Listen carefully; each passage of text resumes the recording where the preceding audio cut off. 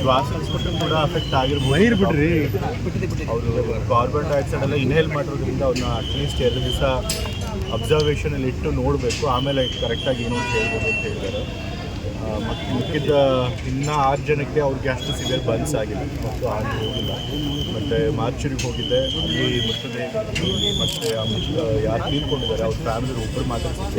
So ಅಲ್ಲಿಗೆ ಒಬ್ಬರು serious ಸ್ವಲ್ಪ 45 ಮಾಲೀಕರ ಪರಿಸ್ಥಿತಿನೂ ಕೂಡ ಅವ್ರಿಗಿಂತ ಈಗ 45% ಏನು ಬರ್ನ್ ಆಗಿದೆ ಅವರಿಗೆ ಮ್ಯಾನೇಜರ್ಗೆ, ಅದಕ್ಕಿಂತ ಹೆಚ್ಚಿನ ಬರ್ನ್ಸ್ ಅವ್ರಿಗಾಗಿದೆ ಅಂತ ಹೇಳ್ತಿದ್ದಾರೆ. ಹಾಗಾಗಿ ಅವ್ರು ಇನ್ನೂ ಸಿವಿಯರ್ ಕಂಡೀಷನಲ್ಲಿ ಇರ್ತಾರೆ. ಬಟ್ ಅದು ನೋಡೋಕ್ಕೆ ಹೋಗಿಲ್ಲ, ಬಿಕಾಸ್ ಈಸ್ ಅ ಕಲ್ಪ್ರಿಟ್. ಅವ್ರ ಮೇಲೆ ಕಂಪ್ಲೇಂಟ್ ಕೂಡ ಆಗಿದೆ. ಡಾಕ್ಟರ್, ಈ ಪಬ್ಬಿನ ಪಕ್ಕದಲ್ಲೇ hospital, multi speciality hospital permission ಹೆಂಗಾಗುತ್ತೆ ಡಾಕ್ಟರ್? ಹಾಸ್ಪಿಟಲ್ ಆಮೇಲೆ ಬಂದಿದೆ. ಅದೇ ಹಾಸ್ಪಿಟಲ್ ಆಮೇಲೆ ಬಂದಿದೆ. ಇದು ಫಸ್ಟ್ ಪಬ್ ಬಂದಿದೆ, ಆಮೇಲೆ ಹಾಸ್ಪಿಟಲ್ ಬಂದಿದೆ. ಪರ್ಮಿಷನ್ ಕೊಡಬಾರ್ದಾಗಿತ್ತು. ಹಾಸ್ಪಿಟ್ಲ್ ಅವರು ಕೂಡ ಸ್ವಲ್ಪ ಜಾಗರೂಕತೆಯಿಂದ ಸೆಲೆಕ್ಟ್ ಮಾಡಬೇಕು ಅಂತ ತೊಗೊಂಡಿರ್ತಾರೆ.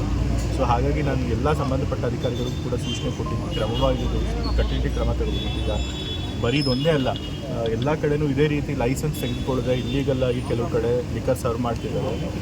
ಕೆಳಗಡೆನೋ ಪಕ್ಕದಲ್ಲೋ ಇರುತ್ತೆ ವೈನ್ ಸ್ಟೋರ್, ಅಲ್ಲಿಂದ ರೆಸ್ಟೋರೆಂಟ್ಗಳಿಗೆ ಸರ್ವ್ ಮಾಡುವಂಥದ್ದು ಪ್ರಾಕ್ಟೀಸ್ ಇಟ್ಕೊಂಡಿದ್ದಾರೆ. ಮತ್ತು ಎಷ್ಟೊಂದು ಕಡೆ ಕಸ್ಟಮರ್ಸೇ ತೊಗೊಂಡ್ಬರ್ತಾ ಇದ್ದಾರೆ ಲಿಕ್ಕರು ಕೂಡ ಹೇಳಿದ್ದಾರೆ. So it's failure of exercise department ಅದು.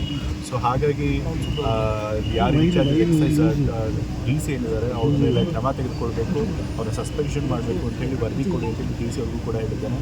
ಮತ್ತು ಪೊಲೀಸವ್ರಿಗೂ ಕೂಡ ಇನ್ನು ಮೇಲೆ ಎಲ್ಲ ಏರಿಯಾದಲ್ಲೂ ಕೂಡ ಎಲ್ಲ ಕಡೆ ಹೋಗಿ ಇನ್ಸ್ಪೆಕ್ಟ್ ಮಾಡಬೇಕು. ಪ್ರತಿಯೊಂದು ರೆಸ್ಟೋರೆಂಟ್ಗಳಲ್ಲೂ ಕೂಡ ಇಲ್ಲಿಗೆಲ್ಲಾಗಿ ಲಿಕ್ಕರ್ ಸರ್ವ್ ಆಗ್ತಿಲ್ಲದೆ ಇರೋದನ್ನ ಅವರು ಎನ್ಶೋರ್ ಮಾಡಬೇಕು ಅನ್ನೋದು ಕೂಡ.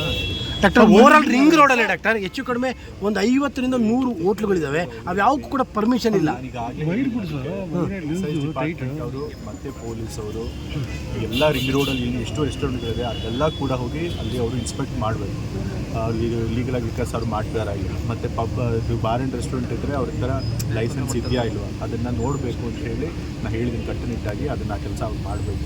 ಮತ್ತು ಫೈರ್ ಸೇಫ್ಟಿ ಮೆಷರ್ಸು ಕೂಡ ಏನು ತೆಗೆದುಕೊಂಡಿದ್ದಾರೆ. ಹೌದು. ಸೊ ಹಾಗಾಗಿ ಫೈರ್ ಸೇಫ್ಟಿ ಡಿಪಾರ್ಟ್ಮೆಂಟಲ್ಲಿ ಯಾರಿದ್ದಾರೆ ಅವ್ರನ್ನೂ ಕೂಡ ಅಕೌಂಟಬಲ್ ಮಾಡಬೇಕು, ಅವ್ರ ಮೇಲೂ ಕ್ರಮ ತೆಗೆದುಕೊಳ್ಬೇಕು ಅಂತ ಹೇಳಿದ್ದೀನಿ. ಮತ್ತು ಅವರು ಕೂಡ ಮೈಸೂರಿನಲ್ಲಿ ಎಲ್ಲ ಕಮರ್ಷಿಯಲ್ ಕಾಂಪ್ಲೆಕ್ಸ್ಗಳಲ್ಲೂ ಕೂಡ ಹೋಗಿ ಚೆಕ್ ಮಾಡಬೇಕು, ಫೈರ್ ಸೇಫ್ಟಿ ಮೆಷರ್ಸ್ ಇದೆಯಾ ಇಲ್ವಾ ಅನ್ನೋದನ್ನು ಕೂಡ ಸೂಚನೆ ಕೊಡ್ತಾರೆ. ಸರ್, ಈ ಇನ್ಸಿಡೆಂಟಲ್ಲಿ CL9ಗೆ ಅವರು ಲೈಸೆನ್ಸ್ ತೊಗೊಂಡಿರೋದು, ಕೆಳಗಡೆ ಏನಿದೆ CL2 ಮಾಡ್ತಾ ಇದ್ರು.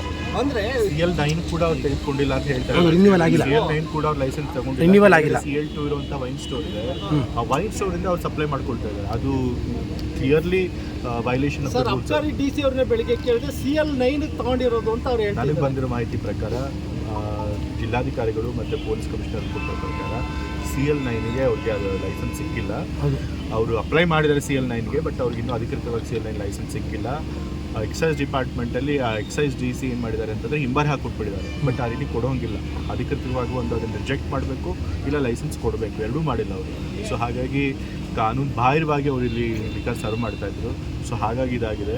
ಸೊ ಹಾಗಾಗಿ ನಾವು ಇದನ್ನು ಬಹಳ ಗಂಭೀರವಾಗಿ ಪರಿಗಣಿಸ್ತೀವಿ. ಇಂತಹ ಘಟನೆಗಳು ಮತ್ತೆ ಮರುಕಳಿಸಬಾರ್ದು. ಹಾಗಾಗಿ ಸಂಬಂಧಪಟ್ಟ ಇಲಾಖೆ ಎಲ್ಲ ಅಧಿಕಾರಿಗಳು ಕೂಡ ಈಗ ಮಾಲೀಕನ ಮೇಲೆ ಏನು ಕ್ರಮ ಆಗುತ್ತೆ ಡಾಕ್ಟರ್? ಮಾಲೀಕನ ಮೇಲೆ ಏನು ಕ್ರಮ ಆಗುತ್ತೆ ಡಾಕ್ಟರ್? ಈಗ ಮಾಲೀಕರಿಗೆ ಆಗಲಿ ಕಂಪ್ಲೇಂಟ್ ತೊಗೊಂಡಿದ್ದಾರೆ. ಸೊ ಕಾನೂನು ಪ್ರಕಾರ ಅದೇನು ಕಂಪ್ಲೇಂಟ್ ಮಾಡಿ ಮುಂದಿನ ಏನು ಕ್ರಮ ತಗೋಬೇಕು, ಅಲ್ಲ ಅರೆಸ್ಟ್ ಆಗುವಂಥದ್ದು ಪ್ರಕ್ರಿಯೆಗಳು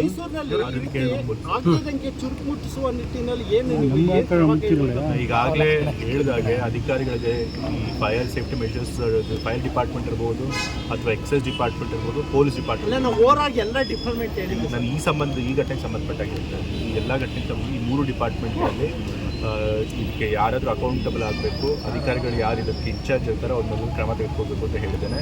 ಮತ್ತು ಅದಾದಮೇಲೆ ನಾನು ಮತ್ತೆ ಬಂದು ಇಡೀ ಜಿಲ್ಲಾದು ಒಂದು ಮೀಟಿಂಗ್ ಕೂಡ ಕೊಡಬೇಕಂತ. ಇದಕ್ಕೆ ಓನರು ಇದಕ್ಕೇನ ಕಾಂಪನ್ಸೇಷನ್ ಕೋರ್ಟ್ನಲ್ಲಿ ಕೇಸ್ ಅವ್ರಿಗೆ ಕಂಪ್ಲೇಂಟ್ ಮಾಡಿದ್ದಾರೆ. ಸೊ ಅದನ್ನು ಅವ್ರು ಅರೆಸ್ಟ್ ಮಾಡೋದು ಏನಿರುತ್ತೆ, ಮುಂದೆ ಪೊಲೀಸರು ಅದಕ್ಕೆ ಕ್ರಮ ತೆಗೆದುಕೊಳ್ತಾರೆ, ಅವ್ರು ಕೋರ್ಟಿಗೆ ಹೋಗ್ಬೋದು. ಸೊ ಅದೆಲ್ಲ ಇರುತ್ತೆ. ನಾನು ಕೂಡ ಯಾರು ಮೃತರಾಗಿದ್ದಾರೆ ಅವ್ರಿಗೆ ಪರಿಹಾರ ಸರ್ಕಾರದಿಂದ ಕೊಡಿ ಅಂತ ಹೇಳಿ CM ಅವ್ರನ್ನ ಫೋನ್ ಮಾಡಿ ಮನವಿ ಮಾಡಿದ್ದೀನಿ. ಅವ್ರು ಕೊಡ್ತೀನಿ.